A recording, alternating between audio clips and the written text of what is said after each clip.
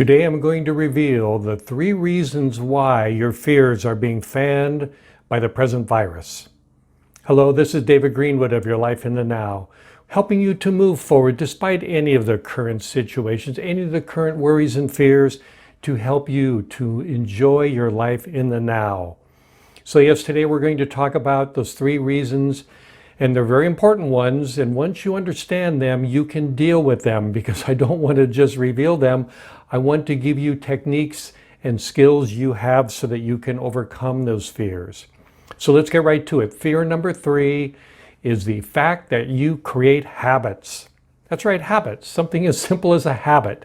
Now, what is a habit? A habit is usually something created by your subconscious mind to keep you safe, to keep you moving in the same direction, something that becomes automatic.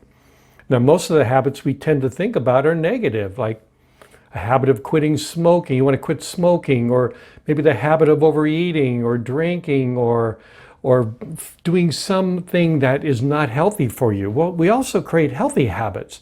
Brushing your teeth, cooking dinner, going to the gym, exercising, taking the kids to school, going to work. These can become healthy habits that we settle into, and allows your subconscious to feel safe and secure, like it's in natural control of your environment. Now, when your habits are threatened, it causes background anxiety. Anxiety is the worry over something in the future, and that's exactly what your subconscious does. When habits have been disrupted, it causes it to feel uneasy. It's no longer feeling naturally in charge and in control. So that the healthy habits that have been disrupted by the virus naturally are causing your subconscious to be worried. So what can you do about it? Well, the first thing you want to do is, again, reassert your ability to create healthy habits. Now, just because there's this pandemic going on doesn't mean you can't get outside and go for a walk, that you can still exercise. You can either go to work or you do your work at your house. You want to be able to reestablish healthy patterns of behavior that will allow your subconscious mind to feel safe and secure once again. Now, we don't want to have habits based on fears, but in the short term, helping your subconscious to feel safe and secure is going to be vitally important. So that fear, by going off of the habits, disrupting your life, is one of the first things that causes your subconscious and your life to be disrupted and to feel this background anxiety and fear. Okay, which leads us to reason number 2. Reason number 2 is simply the fact that this is an unseen force, an unseen foe, if you will, an unseen threat. You can't see it, you can't smell it, you can't touch it. It's not like an enemy, like a person or even an animal, that you can see it, move away from it. It's in the very air we breathe. This causes tremendous superstitious fears within your subconscious. It's totally beyond the worry of the habits. It's not being able to feel safe anywhere. Again, the very thing that keeps us alive, the air, can now turn into a deadly foe for us. So you can imagine how your subconscious reacts with fear, with doubt. It doesn't want to go out of the house. It's afraid of breathing. Going to the grocery store can become something that can be death-defying. So the fact that the virus is so small, so tiny, a microbe that you can't see and can't get a handle on, it triggers all those old superstitious fears of being out of control. You can imagine our ancestors trying to survive in a world with earthquakes and volcanoes and meteors and eclipses and thunderstorms and lightning and all those superstitious fears of something so totally beyond their ability to understand it. Those go deep into our psyche, and those are still in you in some place, in the part of your brain, the reptilian part of your brain, the earlier part of your brain. These fears are in there, and this virus, which is unseen and can be anywhere, is going to trigger those superstitious fears and cause you to feel out of control. Now, what can you do about it? The first thing you can do is make sure that your immune system is as strong as possible. That's right, the thing you can do is be healthy. When you have a healthy body, your body naturally is able to overcome, to the best of your ability, some of the worries, the fears that are there are going to be diminished as your subconscious mind is able to trust that your immune system is going to do the best it can to respond to any threat. To help your immune system, what do? First, you make sure you're healthy. You stop smoking. You stop taking drugs or weed. You drink less. You exercise more. You eat better. You do the things you love to do, whether it's going for a walk, whether it's calling a friend, whether it's volunteering somewhere, doing some sport that you can do, reading, writing, focusing, being creative. There's so many amazing things you can do. It's going to make you feel better mentally, emotionally, and physically. This is the best that you can do to be in the healthiest state of mind and body is going to be your best effort, your best defense against any unseen force. And to a great degree, it's going to help your subconscious to trust that, yes, you are moving in the right direction and you're as safe as you can be. Obviously, taking the precautions, the distancing and covering up the mouth, etc., etc. Of course, these are valuable things to do as well. The idea is, know that your subconscious has irrational fears within it. And these irrational fears are going to be what we want to make sure are diminished. And as you're as healthy as possible, it's going to go a long ways to helping with this. Now, this leads us to the number one fear, the very thing that causes so much of the problem happening right now, and that is the fact that you have within you a fight or flight mentality. The fight or flight mentality is a very deeply ingrained part in our subconscious. This happens, it's your instincts, and it happens below your ability to consciously even control it. It has you up and running before you even know you're doing it. Studies have shown that most of our actions happen a split second before we consciously are even aware of it.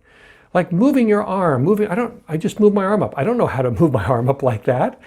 I don't know how to tense up the muscles, send the chemicals down that cause my muscles to contract just the right amount, but your subconscious does. It is so much in charge of your body. And when you have triggered that fight or flight mentality, it is like the subconscious negativity on steroids. It's worried about everything. It's worried about right now. There's a lot of studies that show that our fight or flight mentality is focused on the present day, right now threats. That's right. So that something like a virus or people dying in this moment, that's the most important thing. It's like being attacked by something or someone. That's going to be the most important thing in the world right now. Even though there might be other things that are just as dangerous, we're not going to be focused on those. We're not going to be aware of those because those might be what we call rational fears. The microbe is an irrational fear, and it causes that fight or flight mentality to go berserk. And you will not be able to overcome it because it's so much stronger than you are. We need to be healthier. The idea is when you are as healthy as possible, mentally, physically, and emotionally, once again, you're going to be able to deal with that fight or flight mentality even better. Because having a healthier subconscious mind means it's not going to be under the control of an irrational response quite as much. In that case, your fight or flight mentality is going to be limited to protect you and not to make irrational choices. So let's talk about irrational things. When we're focusing just on present day circumstances, we miss something that is very important. Studies show that there's three of the issues that people have that are preventable. They're called preventable diseases, illnesses. The number one is diet. 800,000 people die every year from diet-related disease. 800,000. Another 80,000 die from alcohol-related accidents and illnesses as well. And several hundred thousand die every year.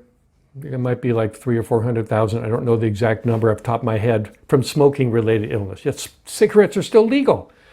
400,000 people die every year, far more than are ever going to die from the COVID virus. Yet, do we outlaw cigarettes? No, we don't. because that's a long-term fear, not a short-term fear. We're so worried about just a short-term thing that we kill ourselves slowly. Altogether, 1.3 million people die every year from a combination of those three things. Preventable. Yet, are we worried about that? 1.3 million? No. During the worst pandemic we've ever had, the Spanish flu around 1917, they figure about 700,000 people died. Horrible. That's just a little over half of the amount that die in America every year still. Okay, I don't want to belabor this point too much, but the idea is when you are healthily focused and in the moment, these irrational fears don't take you over and have you forget what's really important, being healthier. Give up smoking, drink in moderation, eat healthier foods, enjoy your life, get exercise. It's far more important for you at a longer term to take control of your life this way. Now, you're not going to hear about it in the media. The media is going to be just focused on selling advertising and stirring up issues and being dramatic. You're not going to hear them talk about how many people died in alcohol-related illnesses or diet or smoking every year. It just doesn't sell the advertising or whatever else reason that causes them to be focused dramatically on just short-term issues. That's what they do. They're like the subconscious. They focus on short-term issues only. Don't buy into it. Of course, be careful. Drink the water. Use the mask when necessary. Distance yourself. Wash your hands. People die every year of the flu. Over 2 years ago, we had 60,000 people die of the flu. That's a huge amount. Yet we did nothing except ask people to take flu shots. We didn't shut down the whole world, the whole country. Now, obviously, the COVID virus is a lot more deadly and a lot more transmittable. But still, 60,000 last year was something like 35 or 40. That's a lot of people. The idea is we can be so triggered and so led by other people's fears and people stirring things up that it can seem like the end of the world, when in reality there's many challenges going on all the time that we need to healthily address. Now, this shouldn't make you depressed. It should just alert you to the fact that yes, there's certain steps you can take in all aspects of your life to live a happier life, a better life. And that's the idea, that's the goal, that is what we want to do to have a healthy life, a healthy society, a healthy world. Help everybody, remind them that being healthy now over your lifetime is going to lead to a better life later on, so you're not dying of smoking, alcohol, or diet-related illnesses. That's a waste of a life. So as you move forward, if you need any help, of course, come see someone like me to help sessions to quit smoking, to eat better, to avoid drinking as much, whatever the issue is. Most of what I'm offering is to help people to change that feeling at a deep level about who they really are, because you are the most important person in the world to me when you are there in front of me. Yes, you can move forward. You can overcome these old issues. You can find that as your mind gets quieter and calmer, you're more in touch with the reality. Being in nature is a wonderful way for you to feel what's real. We get so lost in humanity-based issues and cities and everything, we lose touch with nature. When you move away from the things created by men and women and you get back into nature, you begin to reestablish that connection with what is real, with what is firmly there, anchored within you. It will help you to rediscover yourself. So being in nature is a huge factor in emotional, mental, and physical health. Okay, hopefully I've given you some ideas, some reasons to avoid some of the issues, help you understand why you have the fears today, giving you some more light onto your own subconscious mind, always with the idea of moving you forward. If you need any more information, always go to my website, yourlifeinthenow.com.